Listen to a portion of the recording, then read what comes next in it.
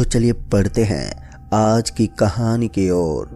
दोस्तों, एक शाम मुझे अपने खेत में काम करते हुए थोड़ी देरी हो गई थी। मैं अकेला ही अपने खेत में कुछ काम कर रहा था और दूर दूर तक मुझे कोई इंसान तक दिखाई नहीं दे रहा था। खेत के चारों तरफ से ठंडी हवाएं चल रही थी कि तभी एकदम से बिजली कड़कड़ाई। पूरा माहौल बदल चुका था। ऐसा लग रहा था कि कभी भी बादल बरस सकते हैं और खेत से मेरा घर तकरीबन 1 किलोमीटर की दूरी पर था। मैं अब अपने घर जाने के लिए आगे बढ़ा ही था कि किसी ने एकदम से आवाज लगाई, इसे भी अपने साथ लेते जाओ। तो दोस्तों, चलिए बढ़ते आज की एक और रोंगटे खड़े कर देने वाली इस खौफनाक कहानी की ओर। दोस्तों, मेरा नाम हिमांशु है और ये जो घटना है मैं आपको सुनाने जा रहा हूँ, ये आज से तकरीबन 10 साल पुरानी घटना है। तब के वक्त में अधिकांश लोग खेती गृहस्थी और उस समय के बच्चे भारी खेल कूद ज्यादा ही करते थे। मैं भी उन्हीं बच्चों में से एक था। उस वक्त मेरी उम्र लगभग 16 साल की थी और मैं अपने परिवार के साथ उत्तर प्रदेश के एक छोटे से गांव मंगलपुर में रहता हूं। मेरे परिवार में हम 3 लोग हैं, मेरी माँ और मेरी बहन जो मुझसे 2 साल की छोटी है। जब मैं 4 साल का था तभी एक दुर्घटना में मेरे पिताजी की मृत्यु हो गई थी। मेरी माँ ने बहुत ही कठिनाइयों से मुझे और मेरी बहन को पाला है। हमारे गांव के किनारे एक कच्ची टाट की हमारी एक छोटी सी झोंपड़ी थी जिसमें हम रहा करते थे। मेरे पिताजी के बदौलत हमारी थोड़ी बहुत जमीन भी है जिसमें मैं खेती करता था और मेरी माँ एक सरकारी स्कूल में 2000 रुपये महीने की पगार पर खाना बनाती थी और उन्हीं पैसों से हमारे घर का गुजारा भत्ता होता था। एक दिन शाम के वक्त हम सब बैठे आपस में बातें कर रहे थे कि तभी मेरी छोटी बहन बातों ही बातों में मेरी माँ से मेरे पापा के बारे में पूछने लगी कि आखिर क्या हुआ था मेरे पापा के साथ और कैसे उनकी मौत हो गई। मेरी छोटी बहन के मुंह से इतना सुनते ही मेरी माँ भावुक हो गई और मेरे पिताजी के बारे में बताते हुए हमसे कहने लगी, जब मैं इस गांव में आई थी तो हमारे पास सब कुछ था, एक अच्छा घर, गाड़ी, पैसा। तुम्हारे पिताजी के एक चचेरे भाई थे जो तुम्हारे पिता की तरक्की से बहुत ही ज्यादा जलते थे और मीठी मीठी बातों में तुम्हारे पिता को हमेशा उलझाए रखते थे, लेकिन वो भोला आदमी उनके षड्यंत्रों को ना समझ सका। हिमांशु का जन्म हमारे शादी के 6 साल बाद हुआ और जब ये 4 साल का हुआ तो एक रात इसके पिताजी अपने चचेरे भाई के बहकावे में आ गए। ठंडी की वो सर्द रात थी। मैं लाख मना करती रही लेकिन वो नहीं माने और चले गए। इतना कहकर मेरी माँ रोने लगी और हम सबकी आंखों में भी आंसू आ गए। आगे माँ कुछ कहने ही वाली थी कि तभी हमारे दरवाजे पर एक दस्तक हुई। काफी रात हो चुकी थी और इतनी रात गए आखिर कौन हो सकता है, यही सोचकर मैं दरवाजा खोलने ही जा रहा था कि तभी मेरी माँ ने मुझे डांटते हुए कहा, दरवाजा मत खोलना, जाओ सो जाओ तुम दोनों। लेकिन मैं सोने जाने को जरा सा भी तैयार नहीं था। मैंने भी माँ की बात नहीं सुनी और झट से मैंने दरवाजा खोल दिया, पर दूर दूर तक गहरा सन्नाटा पसरा हुआ था और दरवाजे पर वहां पर कोई भी नहीं था कि तभी मेरी माँ ने एकदम से मेरा हाथ पकड़ा और दरवाजा बंद करके मुझे डांटते हुए सुलाने के लिए ले गई। हम सब सोने चले गए। कुछ ही देर में सब नींद के आगोश में आ गए, लेकिन मैं अभी भी जगा हुआ था। हमारी छोटी सी झोंपड़ी में तिनकों का दरवाजा लगा हुआ था जिसे धीरे से खटखटाने पर भी तेज आवाज सुनाई देती थी। मैं इसी बारे में सोच रहा था कि आखिर कौन हो सकता है इतनी रात गए, और इसी बारे में सोचते सोचते कब मेरी आंख लग गई मुझे तो पता ही नहीं चला। अगली सुबह जब मेरी आंख खुली तो मैं फ्रेश होकर अपने घर के बाहर दातुन करते हुए निकला तो मैंने देखा कि गांव की ओर सब लोग लकड़ियां लेकर जा रहे थे। मैंने उन्हीं लोगों में से एक आदमी से पूछा, क्या हुआ चाचा, सुबह सुबह ये लकड़ियां लेकर कहाँ जा रहे हैं? मेरी बात पर उस आदमी ने मुझे बताया कि एक जवान युवक की मौत हो गई है, इसलिए गांव वाले उस युवक को शमशान घाट पर अग्नि देने के लिए जा रहे हैं। गांव में ज्यादातर ये घटनाएं आम बात है। मैं भी ये देखने के लिए गांव में गया कि आखिर किसकी मृत्यु हुई थी, और जैसे मैं उस घर के पास पहुंचा तो मुझे पता चला कि एक परिवार जो इस गांव में नए नए आए थे, उन्हीं में से एक लड़के की कार एक्सीडेंट में मृत्यु हो गई थी। मैंने कुछ लोगों को आपस में बातें करते हुए सुना, ये तो होना ही था, जो भी इस घर में रहता है उसके साथ जरूर कुछ ना कुछ बुरा होता है। मैंने उन्हीं में से एक आदमी से पूछा, आखिर रहस्य क्या है उस घर का? दोस्तों, उस आदमी ने मुझसे जो बात कही उसे सुनकर तो मुझे धक्का सा लगा। तभी उसने मुझे बताया कि ये तुम्हारा घर है, तुम्हारे पिताजी ने इस घर को तुम्हारे चाचा के नाम कर दिया था और उस रात ही तुम्हारे पिताजी की एक रोड एक्सीडेंट में मौत हो गई थी। कुछ दिन तक तो तुम्हारे चाचा इस घर में रहे, उसके बाद ना जाने क्या बात हो गई कि इस घर को बेचकर वो एकदम से कहीं गायब हो गए। ये किसी को नहीं मालूम कि वो कहाँ चले गए। अब उस आदमी के मुंह से इतना सुनते ही मैं हक्का बक्का रह गया। मैं सोच में पड़ गया कि आखिर मेरे घर की और मेरे परिवार की सच्चाई क्या है जो आज तक मुझसे छुपाई जा रही है। मैं इसी बारे में सोचते हुए अपने घर आ गया और अपनी माँ से उस घर के बारे में पूछने लगा, लेकिन मेरे बार बार पूछने पर भी मेरी माँ मुझे कुछ बताने को तैयार ही नहीं थी। अब मैंने ठान लिया था कि अब मैं अपने परिवार के अतीत के बारे में पता लगा कर ही रहूँगा। अब दिन भर मैं उदास एक जगह पर बैठा रहा और शाम के वक्त हम खाना खाने बैठे और खाना खाने के बाद मैंने कल रात की उसी बात को अपनी माँ से बताने को कहा जो कल रात अधूरी रह गई थी। लेकिन हमारे बार बार पूछने पर भी मेरी माँ हमें कुछ बताने को तैयार ही नहीं थी। मैंने थोड़े गुस्से में अपनी माँ से कहा, गांव वालों को हमारे परिवार के बारे में पता है, लेकिन मुझे अपने पिताजी के बारे में कुछ नहीं मालूम कि उनका अतीत क्या था। गाँव के एक आदमी ने मुझे बताया था कि पिताजी ने उस घर को अपने चचेरे भाई के नाम कर दिया था और आज गाँव में जिस आदमी की मृत्यु उस घर में हुई है वो हमारा घर था।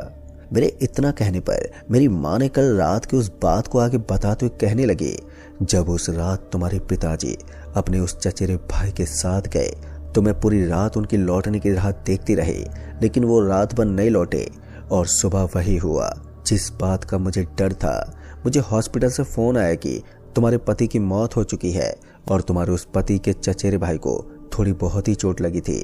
और जब मैं तुम्हें और तुम्हारी बहन को लेकर हॉस्पिटल पहुंची तो मैंने देखा कि बहुत ही बुरी तरह से तुम्हारे पिता की कटी फटी लाश पड़ी हुई थी। दोस्तों, ये कहते हुए मेरे माँ के आंखों में आंसू आ गए और आगे बताते मेरी माँ ने मुझसे कहा, तुम्हारे पिता का चचेरा भाई जिसका नाम वीरेंद्र था, उसने गांव वालों और मुझे बताया कि एक जगह से बाइक से लौटते वक्त सामने से एक ट्रक आ रही थी।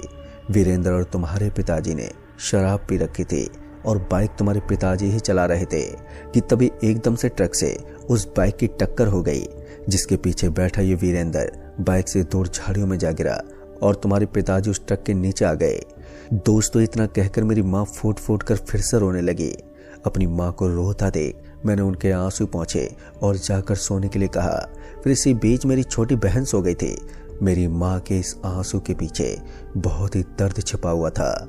मैंने अपने आप से एक वादा किया कि चाहे कुछ भी हो जाए मैं इस मामले के तह तक जाकर ही रहूंगा। मेरी माँ और मेरी बहन सोने चली गई थी और मैं अपने उस झोंपड़ी में दरवाजे के पास ही लेटा हुआ था। अगस्त का बरसात का वो महीना था। बाहर से ठंडी हवाएं आ रही थी, लेकिन ना जाने क्यों मुझे उस रात नींद नहीं आ रही थी कि तभी अचानक ही मेरी झोपड़ी के बाहर से कुछ कुत्तों की रोने की आवाज़ सुनाई देने लगी। रात काफ़ी हो चुकी थी और अब धीरे धीरे मौसम भी बिगड़ने लगा और देखते ही देखते बाहर आंधी तूफान शुरू हो गया कि तभी अचानक मेरे दरवाजे पर दस्तक हुई। मैं एकदम से उठ खड़ा हुआ कि इतनी रात गई, ये कौन है जो हर रात दरवाजा खटखटाता रहता है। फिर दबे पांव मैं दरवाजे के पास गया और जैसे एक बार फिर दरवाजे पर दस्तक हुई, मैंने झटके से दरवाजा खोला तो मैंने देखा कि कल की तरह आज भी दरवाजे पर दूर दूर तक कोई नहीं था, लेकिन मेरे दरवाजे की ओर देखकर कुछ कुत्ते लगातार भौंके जा रहे थे। दरवाजा बंद करके जैसे मैं पीछे की ओर मुड़ा तो एक ठंडी हवा मेरे माथे से टकराकर गुजरी।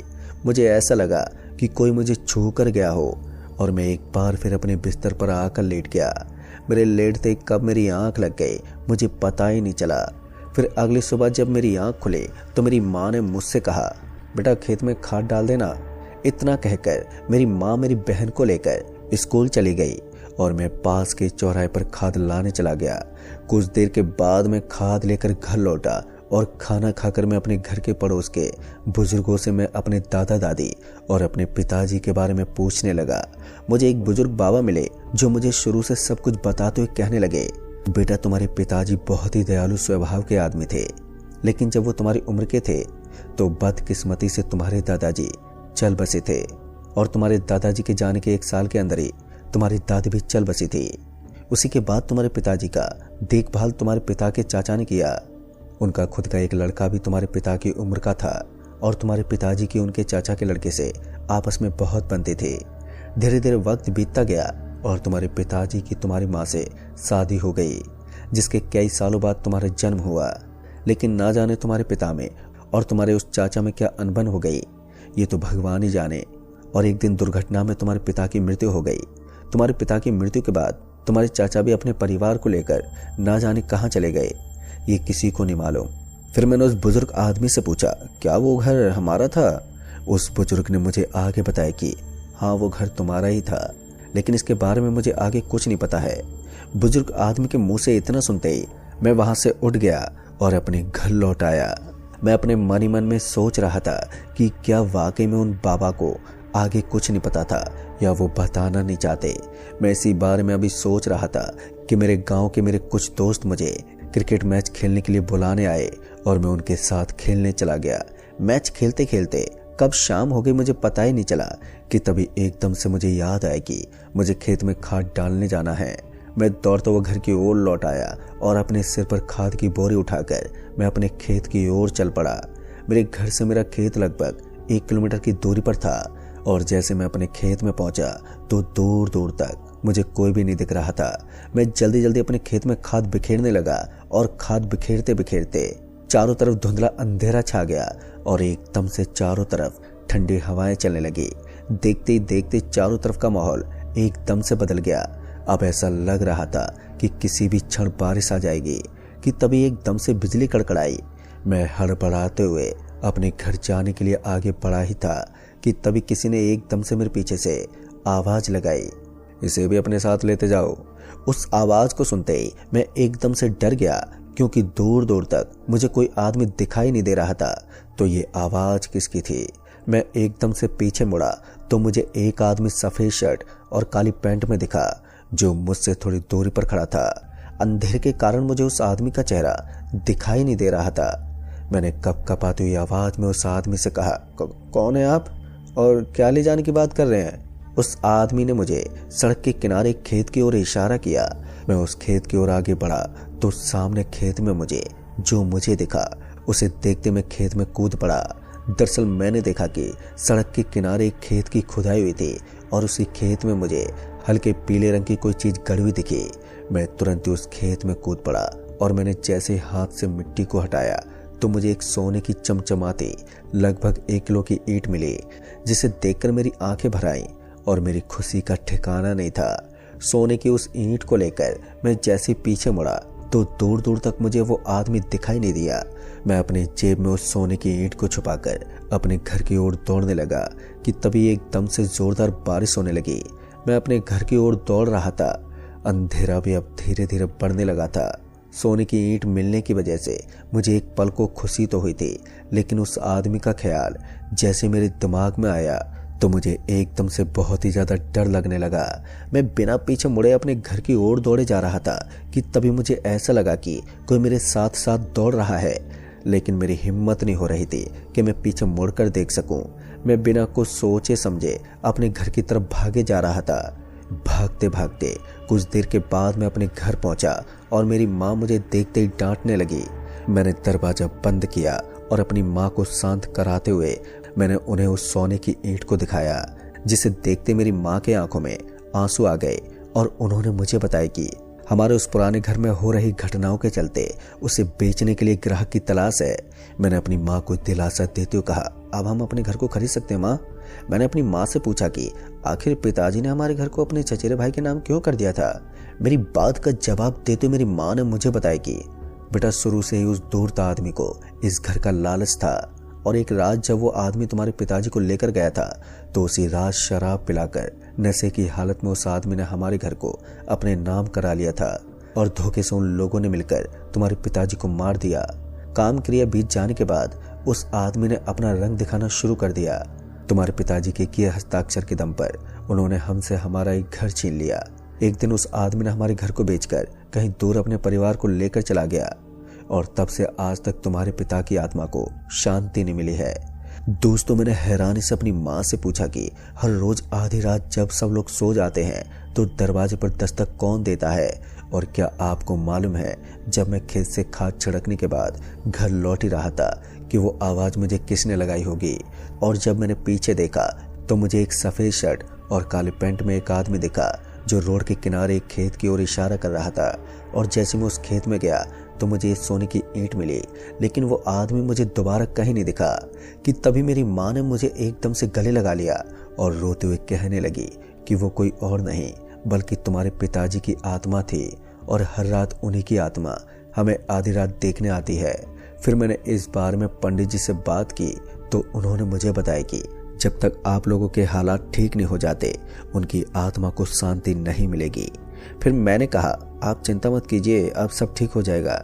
इतना कहकर हम खाना वाना खाकर सोने चले गए और फिर अगले ही दिन उस सोने की ईंट को बेचकर हमने अपना गांव का पुराना घर खरीद लिया और मैंने उसी घर में अपने पिताजी की आत्मा की शांति के लिए यज्ञ करवाया, जिसके बाद से हमें दोबारा उनके अपने आसपास होने का आज तक एहसास नहीं हुआ। अपने पिताजी के बदौलत आज हमारी जिंदगी बदल गई, जिन्होंने मरने के बाद भी अपना फर्ज अदा किया। दोस्तों, आज की ये कहानी लिखते वक्त मेरी भी आंखें भर आई थी। तो दोस्तों, आज की कहानी में बस इतना ही होगा, ऐसी एक और दर्दनाक कहानी के साथ। तब तक के लिए बाय एंड टेक केयर।